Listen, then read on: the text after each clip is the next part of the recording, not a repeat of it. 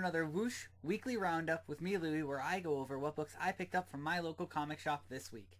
So before we jump into those books though, remember if you're enjoying the content to like and comment on the videos and subscribe to the channel overall. But with that out of the way, let's jump into the books, shall we? So this week I picked up a few different kinds of books than I normally would. But one of the things I wanted to highlight is that Marvel is putting out what they're calling must-reads for right now. And one of the free things they gave away was Marvel must-reads, which included, obviously, Spider-Man and Deadpool, and then Ms.Marvel, New Mutant, and the Immortal Thor. So each of these, I believe, has issues 1 and 2 in it.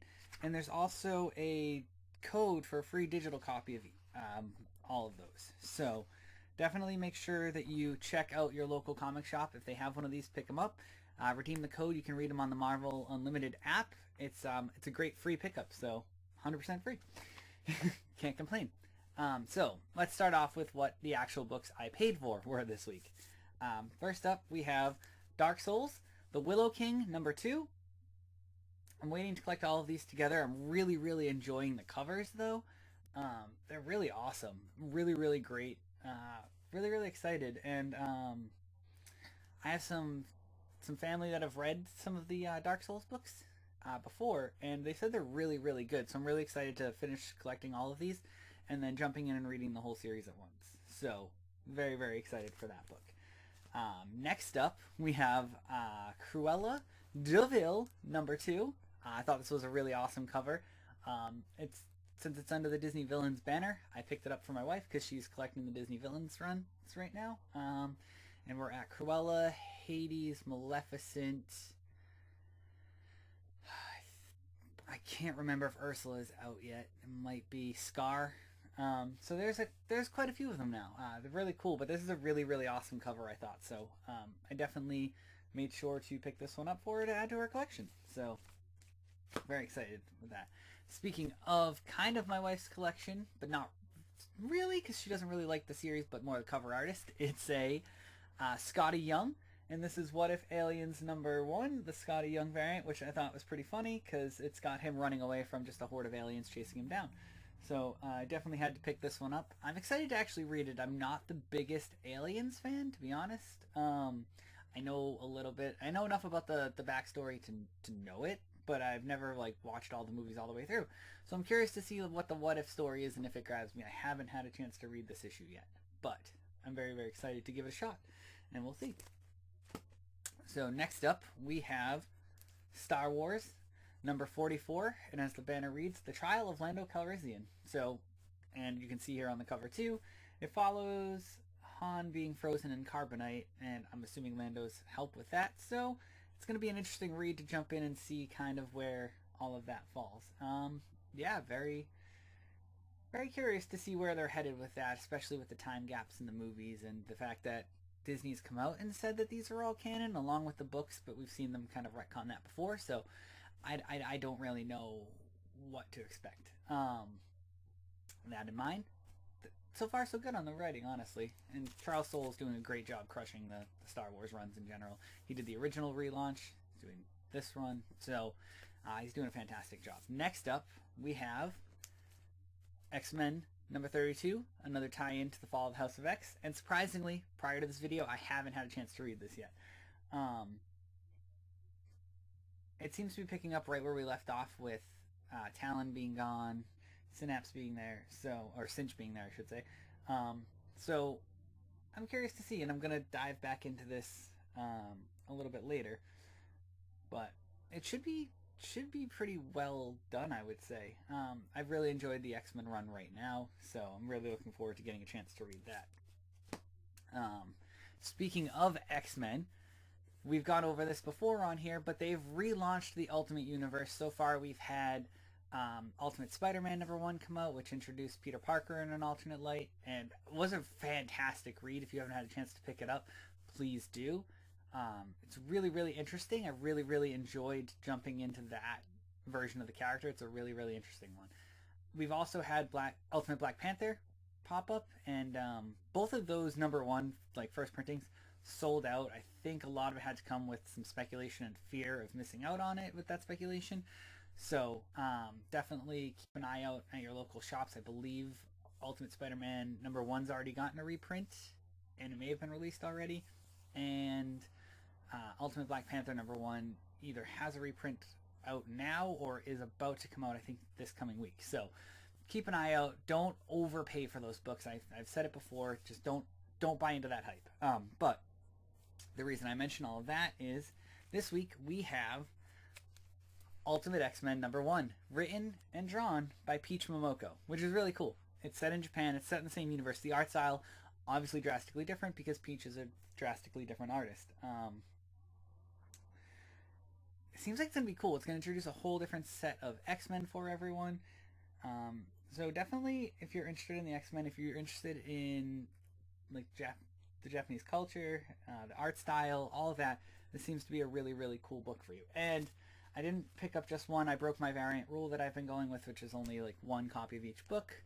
And I picked up a second one because, again, it's drawn by Peach Momoko, but this is the design variant cover, which is an incentive. I believe it's 1 in 10 variant cover for it. And you can kind of see the similarities between some of the stuff on the actual cover I showed and this design cover. There is some crossover, not a whole bunch, but there's still some key things in there that kind of work together. So very, very, very, very stoked that they're continuing to expand the Ultimate Universe with some stories that are different.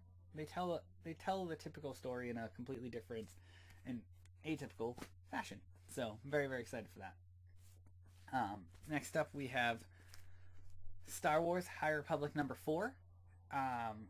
If you haven't jumped in and started reading the High Republic, definitely start with the first run. It's only 10 issues. The second run loosely connected to that one, but not fully. It's hard to say. Like they're trying to do them in phases, so you don't necessarily have to read the previous ones. For this one, though, you definitely need to read at least that first run of comics they came out with, the first 10, because it's all connected back directly to that. And it's a fantastic run. You will not be disappointed if you like Star Wars. And it's cool because it's actually the first story outside of the main like Skywalker era that's pulled me in and got me interested in something. So this connects back to that. These Jedi that you see here, I think this is Keith Trennis, if I'm not mistaken, name-wise, is very much heavily involved in that run, and she is looking for somebody in this run who may or may not be trapped behind enemy lines, essentially. So check out this issue. I don't want to spoil too much. Check out this run. Check out the first run, and make sure you check out some of the High Republic stuff. It's really, really good, and the writers are really, really great.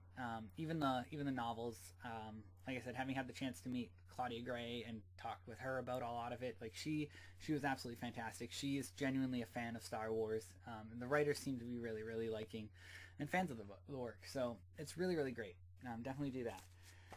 Next up is a close second for pick of the week, and that is Last Ronin 2 Re-Evolution #1. This is the Dias de los Muertos variant cover. I think it's fantastic. These are bigger books. They're magazine size, so they're definitely a little bit bigger. And in this book you have kind of the aftermath of the whole original Last Ronin run, them getting rid of the hand, the world's trying to adjust and come back, and you have Casey Marie Jones kind of running things, which is cool, like running the good guys essentially, and they kind of go into how the bad guys keep coming back. They keep coming back stronger. They're not as afraid because they know that they won't be killed at the hands of the good guys. And she's like, yeah, we're good guys. We don't do that. So it was really, really a good book. So definitely make sure you check this out. Check out the first Last Ronin. Check out the Last Ronin and the Lost Years. Fantastic stories. I've never been a massive TMNT fan. I do have an emotional connection to them, but it's never been a book that I'm like, oh, I have to pick up and read. These ones are ones I feel like I have to pick up and read because I'm really, really enjoying that story. So definitely check these out if you have a chance. So it's come to that time of the video. My pick of the week this week is Ms.Marvel Mutant Menace #1. This is the Peach Momoko variant because, as you can tell, like Scotty Young, if there's a Peach Momoko cover, chances are I picked it up. But one's fantastic cover. 2, it's a fantastic story, and it's a more grounded level of the Fall of the House of X storyline, and To me, it's a great study on society overall, and part of it is Orcus has mind wiped people throughout the world to forget about the good things like mutants have done and convince them that they caused the events of the Hellfire Gala.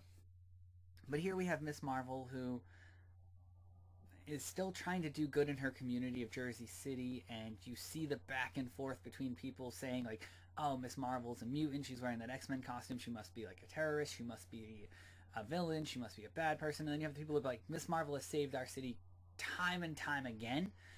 We consider her a hero in this household. What do we do? And like, then you go back to Kamala's community and the mosque, and they have that same debate there and saying like, if she is one of us, it's our job to protect her because she's done so much good for all of us. Like, genuinely trying to go back and forth on that. And Kamala has to decide whether to come back out to her friends and tell them that she is Miss Marvel and only one of them knows, and it's just not safe. So it's this really good struggle between what's right, what's just, how to act like in that moment. How would you react in that moment? There's even a fight where she's trying to stop somebody from robbing a jewelry store. That person happens to be a mutant, and then this other group of senior citizens, literally, they're called the Horticulture, show up to try to kidnap him and her and take them in because Orcus doesn't like want to send sentinels for it. And she ends up helping the thief get away because they're going to experiment on him because of his genetics. And it's, what is the right thing to do in that moment? It's a really interesting story. I think it's a deeper one. And what's really cool is, I'm going to mess up her name so bad, but the actress who plays Ms. Marvel, Iman Vellani, I believe it is, actually helps write this run, and she helped run the previous one too, Ms. Marvel New Mutant. So she's really invested in the character. She genuinely loved the character before she was cast to play it, and you can feel that there's an appreciation and a respect for the heritage and the history of that character in these books, and it's so good. I cannot describe it enough. I really enjoyed it. So make sure you check it out, and sometimes comics can actually ask philosophical questions, so really cool. So definitely check that out. And like I said at the beginning of the video, if you enjoy the content, if you're enjoying what we're doing here, make sure to like, comment, and subscribe. And we'll catch you here next time. Thanks!